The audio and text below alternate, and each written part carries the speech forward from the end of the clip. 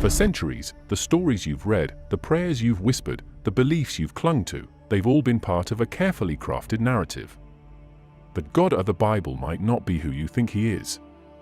What if those ancient texts weren't just tales of divine intervention, but accounts of extraterrestrial encounters? Yes, I'm talking about the Anunnaki, ancient beings whose fingerprints might still be all over the Bible. First, let's get one thing straight: the Bible wasn't written in English. The original Hebrew texts use the term Elohim when referring to God.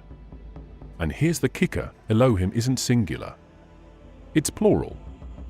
We're not talking about one God, but potentially a group of beings. In Genesis, where it says, "Let us make man in our image," who's cuss? Who's lower? For years, theologians have danced around this question, claiming it's the royal we or angels, but what if the answer is simpler and far more provocative? The Anunnaki, according to ancient Sumerian records, were advanced beings who came to Earth thousands of years ago. They're often depicted as creators, genetic engineers who played a pivotal role in shaping humanity. Let's talk about Sumeria, the cradle of civilization. The Sumerians gave us writing, law codes, and stunningly advanced astronomical knowledge. Where did it all come from? They claimed they were taught these things by gods, the Anunnaki. Their records, meticulously carved into stone tablets, describe these beings descending from the sky in flying vessels and interacting with humans. They weren't just worshipped, they were feared, revered, and documented. When you compare the stories from the Bible with Sumerian texts like the Enuma Elish or the Epic of Gilgamesh, there are striking parallels.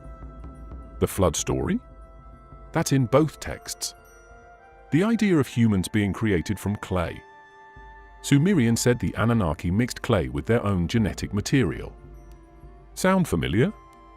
Genesis echoes this idea with Adam being formed from dust. Coincidence? Maybe. Or maybe it's something more.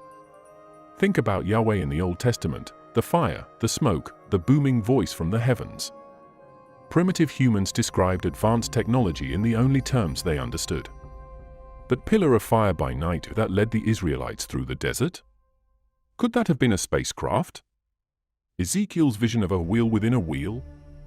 Sounds a lot like machinery, doesn't it?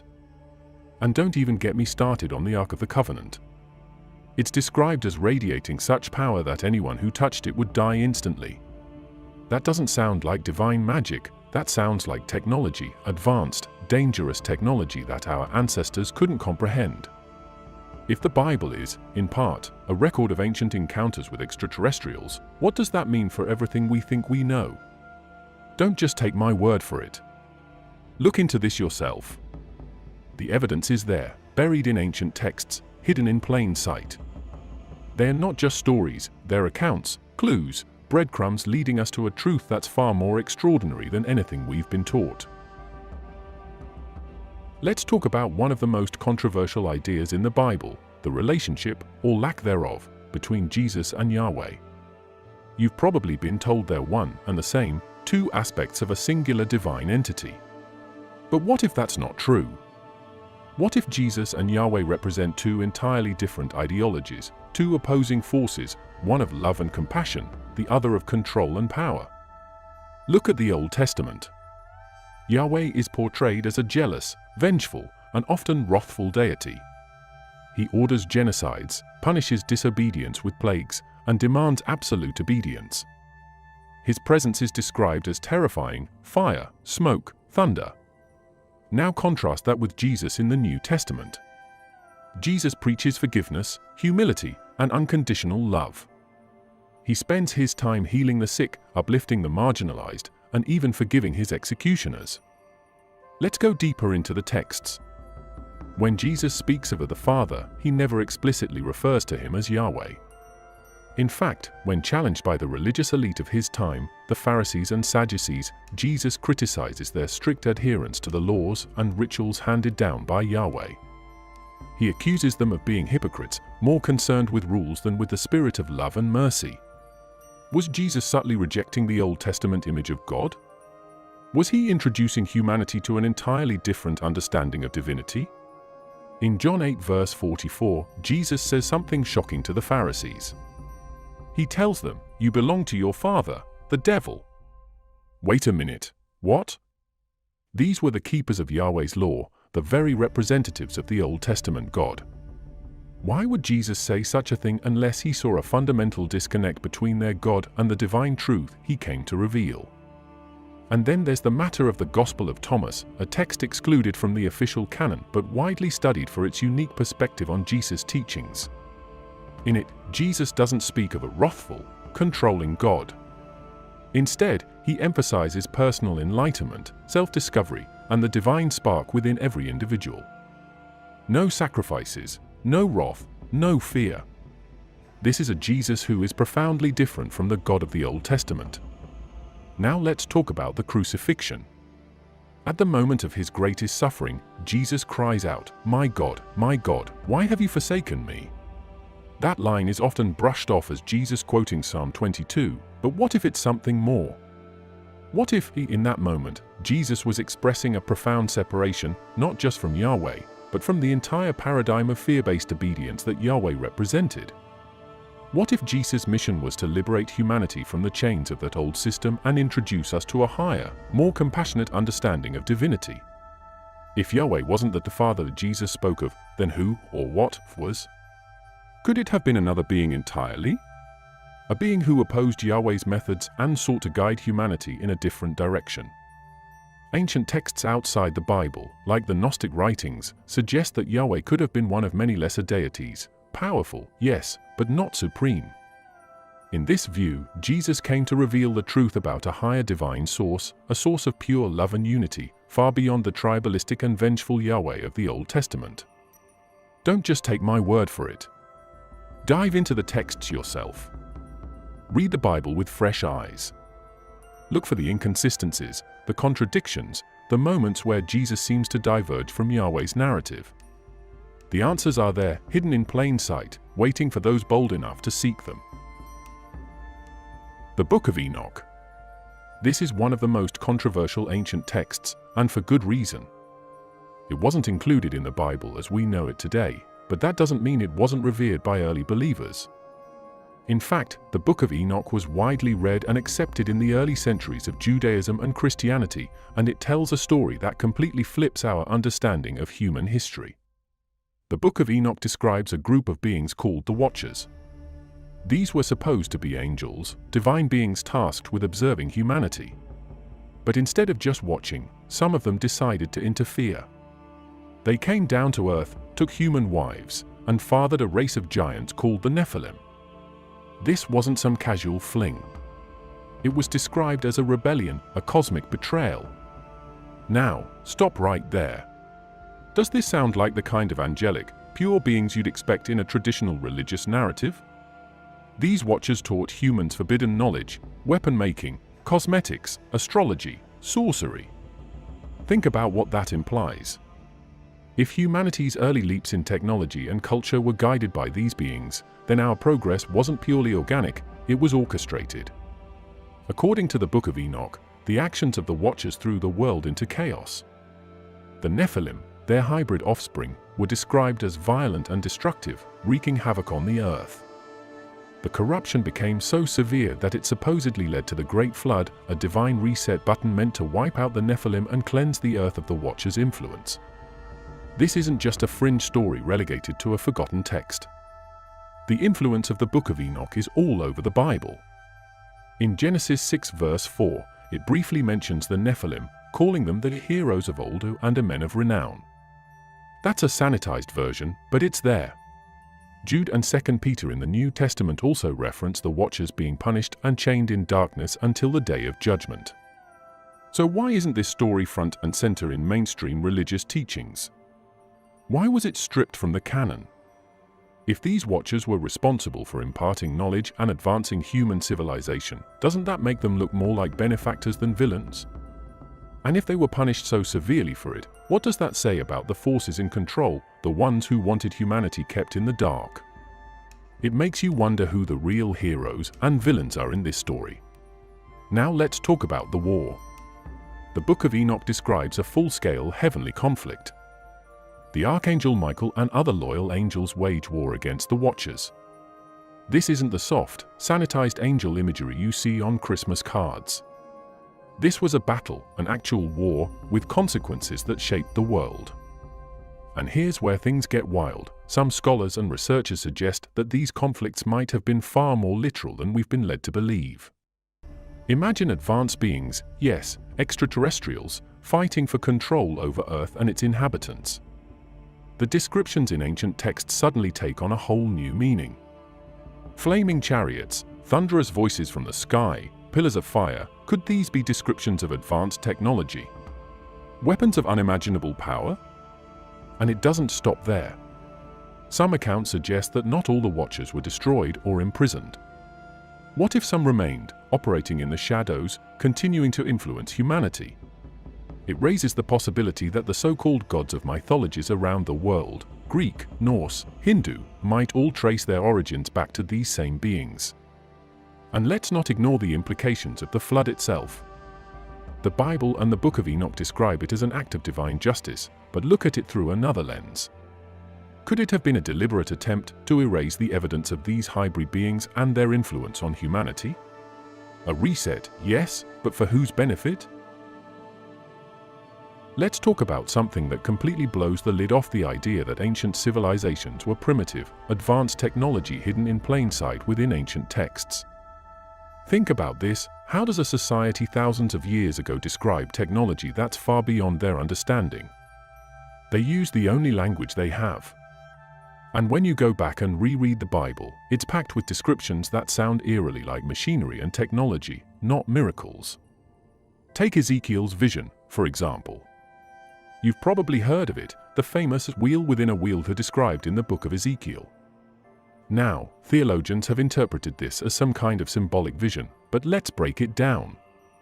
Ezekiel describes a flying object, shimmering like glowing metal, with wheels intersecting each other and capable of moving in any direction without turning. Does that sound like a divine chariot, or does it sound like a highly advanced vehicle, something mechanical, designed for flight? Ezekiel even mentioned something that could be interpreted as landing gear. He describes something like a throne on top of the craft, with a figure that seemed human in form seated on it. Ancient astronaut theorists argue that this isn't a vision of God. This is Ezekiel witnessing a spacecraft, something so advanced he could only explain it using the imagery of his time. But it doesn't stop with Ezekiel. Let's talk about the Ark of the Covenant. It's one of the most mysterious objects described in the Bible, a chest that radiates incredible power. According to the book of Exodus, the ark could strike people dead, produce fire, and even destroy armies. Priests who carried it had to wear special garments to protect themselves. Doesn't that sound more like a dangerous piece of high-voltage technology than a religious artifact? Could the ark have been some kind of advanced energy device, something left behind by beings far more technologically advanced than humans? Now, consider the pillar of fire and pillar of cloud that guided the Israelites during the Exodus. Traditional interpretations describe these as manifestations of God's presence. But think about it, could this have been a flying object? A craft emitting light and smoke as it moved through the desert? In modern terms, we'd call that an aircraft or a drone. The descriptions match what you'd expect from a vehicle using propulsion systems to hover and navigate. Let's take a moment to look at the Tower of Babel. The Bible says humanity came together to build a tower to reach the heavens, but God stopped them by confusing their language and scattering them across the earth.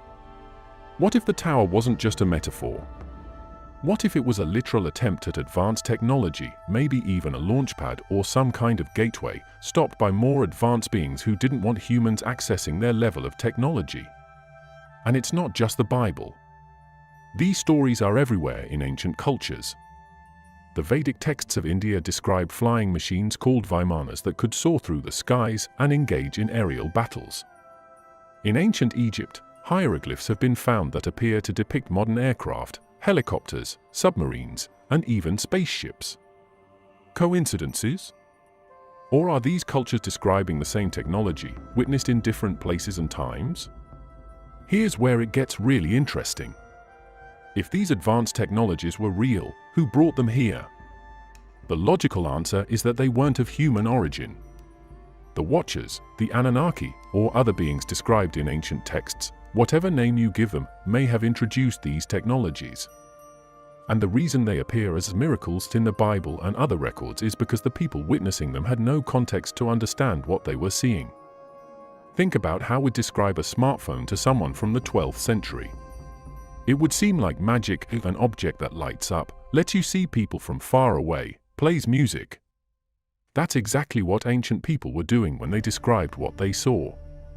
But instead of calling it technology, they called it divine. The Sumerians, the world's first known civilization, believed their gods, the Anunnaki, came from the stars. The word Anunnaki roughly translates to those who came from the heavens to earth. According to their records, the Anunnaki were powerful beings who arrived on Earth seeking resources, specifically gold. Why gold? Not for jewelry or wealth, but for its technological and possibly atmospheric properties. Some researchers suggest they needed it to repair their planet's atmosphere, using advanced technologies that are beyond human comprehension even today. The ancient texts, particularly the Enuma Elish and other Sumerian tablets, describe the Anunnaki's efforts to mine Earth's resources. But here's where it gets fascinating. Mining was hard, labor-intensive work. The Anunnaki workers, often referred to as the Hijiji, eventually rebelled, refusing to continue the back-breaking labor. Facing this crisis, the Anunnaki leaders, Enki and Enlil, proposed a radical solution: create a new species to serve as workers. The Sumerian records explicitly describe the process of creating humans as a deliberate act of genetic engineering. Enki, known as the god of wisdom and creation, allegedly took the genetic material from a primitive hominid species already present on Earth and combined it with the essence of the Anunnaki. The result? Homo sapiens, a hybrid species capable of intelligence, communication, and labor. This wasn't just an experiment. The texts detail specific steps, referring to tools and methods that sound strikingly similar to modern genetic manipulation. For example, they describe the use of a womb to incubate the first humans, possibly an early reference to artificial gestation or genetic splicing. Even the Bible echoes this process in a veiled way, with the creation of Adam from dust and the breath of life being given to him. And the control didn't stop at creation. The Anunnaki didn't just make humans and leave them alone. They ruled over them, established civilizations, and even dictated laws and societal structures. The Sumerian king lists, ancient texts that record the reigns of early rulers, speak of kingship descending from heaven, implying that human governance was initially orchestrated by these extraterrestrial beings. But this wasn't a harmonious relationship. Over time, the Anunnaki's dominance over humanity became more complex and, in many cases, oppressive. The Atrahasis epic, another key Sumerian text, describes humanity becoming so numerous and noisy that the gods grew irritated. This eventually led to the decision to send a great flood to wipe out their creation, a story that parallels the biblical account of Noah. Here's where it gets even more intriguing. These stories of divine creation, intervention, and destruction aren't unique to Sumeria or the Bible. Similar myths appear across cultures worldwide, from the Mesoamerican tales of Quetzalcoatl creating humans from maize to the Chinese legend of Nua molding humans from clay. The patterns are consistent, as though all these stories are retelling the same events from different perspectives. The question isn't whether these events happened, it's why these cultures, separated by thousands of miles and with no known contact, have such similar narratives. The simplest explanation is often the most shocking: they were all documenting real events. The Anunnaki's influence wasn't confined to Mesopotamia, it may have been global. Let's get into the uncomfortable reality of how much of our history has been erased, distorted, or outright hidden. Start with ancient texts. The Sumerian cuneiform tablets are some of the oldest written records in existence. They describe the Anunnaki in extraordinary detail: who they were, what they did, and how they interacted with humanity. But ask yourself this: how often do you hear about the Sumerians in mainstream education? Instead, their stories are dismissed as mythology, while far younger texts, like the Bible, are given more weight in shaping human history. Even within the Bible, traces of the Anunnaki remain. Terms like Elohim and Nephilim are relics of a deeper narrative. And yet, centuries of religious councils, from the Council of Nisha to countless scriptural revisions, have chipped away at anything that might contradict the sanitized version of events. The Book of Enoch, which explicitly details the Watchers and their hybrid offspring, was excluded from the Bible. Why? Because it raises questions about humanity's origins that traditional doctrines aren't equipped to answer. It doesn't stop at religion. Historical artifacts that don't fit the accepted timeline are routinely ignored or dismissed as anomalies. Take the Baghdad Battery, a 2,000-year-old artifact that appears to function as an electrical device. Or the Antikythera mechanism, an ancient Greek artifact resembling a complex computer. These objects challenge the narrative that ancient humans were technologically primitive. And yet, they're relegated to obscure museum corners, rarely discussed in mainstream archaeology. Consider the megalithic structures scattered across the globe, sites like Baalbek in Lebanon, the Great Pyramid of Giza, and Tiwanaku in Bolivia. These sites defy conventional explanations.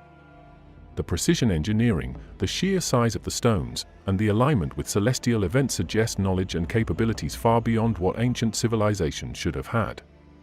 Yet mainstream academia insists these structures were built with rudimentary tools and sheer manpower, ignoring the possibility that external influences, like the Anunnaki, might have been involved. And then there's the role of colonialism in erasing history. When empires expanded, they destroyed or suppressed indigenous knowledge systems that preserved ancient truths. From the burning of the Library of Alexandria to the systematic dismantling of Mayan, Aztec, and Inca cultures, countless records of humanity's past were obliterated. The question isn't just what was lost, but why? What were they trying to hide? Modern institutions haven't been much better. When researchers in the 19th and 20th centuries unearthed Sumerian tablets and other artifacts, much of the material ended up in private collections or locked away in university archives. Even today, many artifacts remain untranslated or unpublished, leaving the public in the dark about what they might reveal. Why would institutions dedicated to knowledge keep these discoveries hidden? The answer lies in control. Knowledge is power, and the ability to shape the narrative of human history is the ultimate power. If the truth about the Anunnaki and their role in our origins were widely accepted, it would upend everything, our understanding of religion, science, and humanity's place in the universe.